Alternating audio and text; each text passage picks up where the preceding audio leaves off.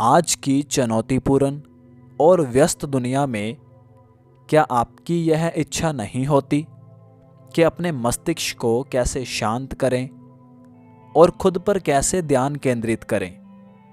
क्या आपकी यह इच्छा नहीं होती कि आप कोई ऐसा काम करें जो आपकी राह से बाधाओं को दूर कर दे? हाँ, मैं ध्यान की ही बात कर रहा हूँ। ऑथर श्री एम अपनी पुस्तक कैसे करें ध्यान में ध्यान के बारे में बताते हैं।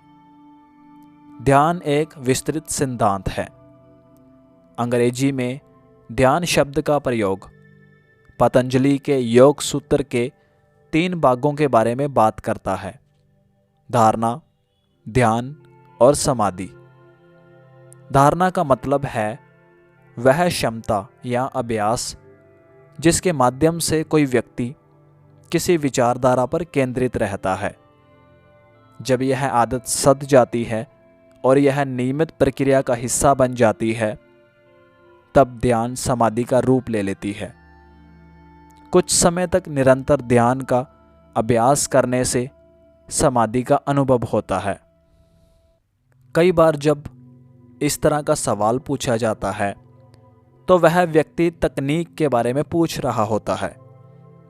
जब हम ध्यान के बारे में बात करते हैं तो पतंजलि के योग सूत्र में ध्यान की जितनी क्रियाओं की चर्चा की गई है उन सब के बारे में बात करते हैं। वास्तविक अनुभव अभ्यास से आता है और वह अलग अलग व्यक्ति के ऊपर निर्भर करता है। पतंजलि निरंतर अभ्यासेन यानी निरंतर अभ्यास और दीर्घकाले यानी दीर्घकाल शब्दों का प्रयोग करते हैं।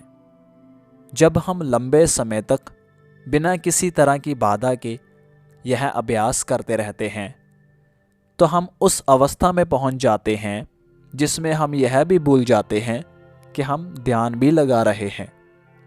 केवल वही अवस्था रह जाती है, इसे ध्यान कहते हैं। आप जिसके ऊपर ध्यान लगा रहे होते हैं, वो जो ध्यान लगाने वाला होता है, वो और ध्यान की प्रक्रिया सभी एक हो जाते हैं। एक बार जब आपको इसका अनुभव हो जाता है तो सभी अन्य तरह की परिभाषाएं लक्ष्य की तरफ बढ़ने वाली तकनीकें बन जाती हैं। ना कहीं पहुंचना होता है, ना ही कुछ पाना होता है, बस होना होता है। बाकी सभी तरह की गतिविधियां थम जाती हैं। यह याद रखने की बात है कि यह केवल उस खास तकनीक के अभ्यास से संभव होता है जो सिखाया गया हो। इसलिए जब तक आप उस स्थिति तक नहीं पहुंचते जिसको ध्यान कहा जाता है, तब तक आपको उस तकनीक का अभ्यास करते रहना होता है और इसके बारे में पढ़ना कोई उपाय नहीं है। हालांकि शुरू में पढ़ने से फ़ायदा होता है, लेकिन इसके अभ्यास से समझौता नहीं किया जा सकता। आपको दीर्घकाल तक अभ्यास करते रहने की आवश्यकता होती है। जब आप ध्यान में एक निश्चित अवस्था तक पहुंच जाते हैं, तब एक अच्छी बात होती है। आप कहीं भी कुछ भी कर रहे होते हैं और लगातार आपको परमानंद का अनुभव होता रहता है, जो अन्य सभी अनुभवों से स्वतंत्र होता है। यह स्थायी होता है और यह वही है जिसकी हम सबको चाह होती है। उमर ख़याम ने अपनी रुबायत में इसी की ओर वो इशारा करते हैं। सब्र और एकाग्रता की आवश्यकता होती है। दोस्तों, ऑथर श्री एम अपनी पुस्तक कैसे करें ध्यान में वो ध्यान से संबंधित जितने भी सवाल हैं उन सब के जवाब बताते हैं। दोस्तों, मैंने इस किताब को खरीदकर पूरा पढ़ा है। ध्यान से संबंधित मेरे जितने भी सवाल थे उन सब के जवाब मुझे मिल चुके हैं। यदि आपका भी ध्यान से संबंधित कोई सवाल है तो आप कमेंट बॉक्स में बता सकते हैं, और अगर आपका सवाल एक से ज़्यादा है तो मैं चाहूँगा कि आप इस पुस्तक को खरीदकर एक बार ज़रूर पढ़ें।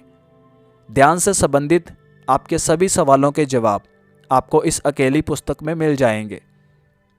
दोस्तों, यदि आपको मेरी ये छोटी सी कोशिश से थोड़ी सी मदद मिली हो तो प्लीज़ इस वीडियो को लाइक कर देना और शेयर करना इस वीडियो को अपने फैमिली मेम्बर्स और फ्रेंड्स के पास। दोस्तों, यदि आप इस वीडियो को YouTube पर देख रहे हो तो हमारे चैनल को सब्सक्राइब करके नोटिफिकेशन बेल प्रेस करके ऑल पर क्लिक कर देना। अगर आप इस वीडियो को Instagram या Facebook पर देख रहे हो तो हमारे पेज को फॉलो कर लेना। इसी प्रकार की वीडियोस को आगे भी देखने के लिए धन्यवाद।